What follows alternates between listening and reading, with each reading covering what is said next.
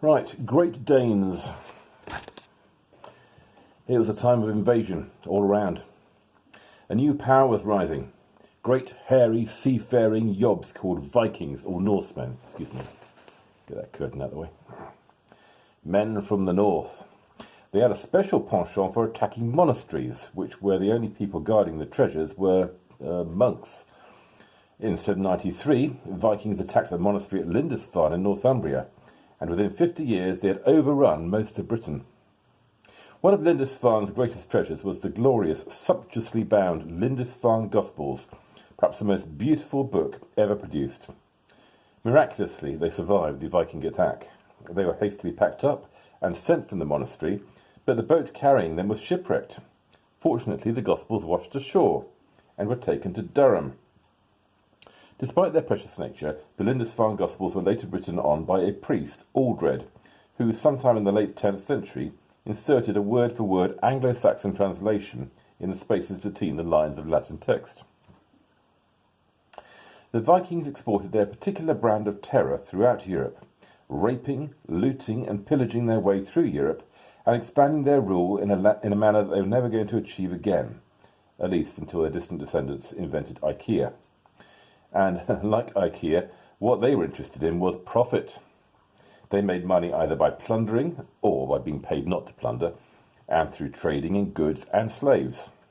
The people of Europe were scared to death, and a new prayer was added to the services. From the fury of the Northmen, O Lord, deliver us.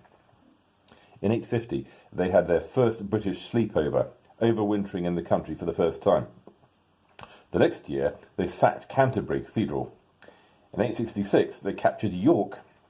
Edmund of East Anglia was killed by the Vikings in 870. He was widely regarded as a martyr and a saint. By sheer coincidence, he was killed near Bury St Edmunds, so that made an obvious place for his shrine. What are the chances, eh?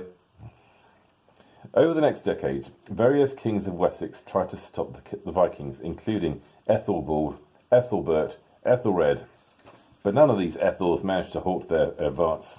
Ethelred was killed in a battle in 871 and succeeded by his brother Alfred.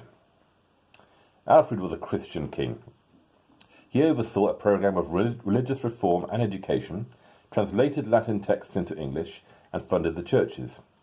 He believed the Viking invasions were punishments from God. Remember what punishments befell us in the world when we ourselves did not cherish learning, nor transmit it to other men, he later wrote. We were Christians in name alone, and very few of us possessed Christian virtues. Alfred managed to stop the Viking advance in three ways.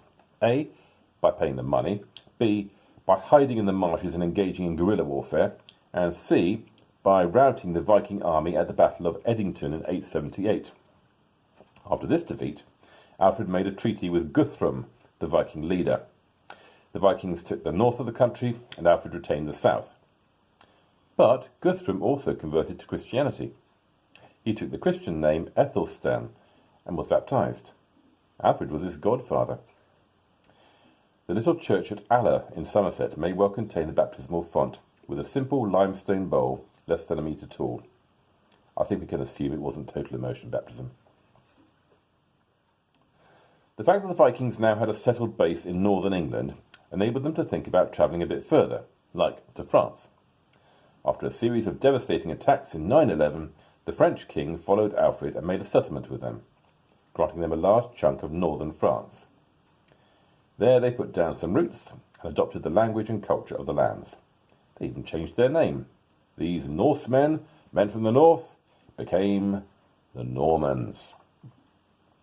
It's important to remember that the Normans weren't French. For one thing, they conquered England, and we have never been defeated by the French.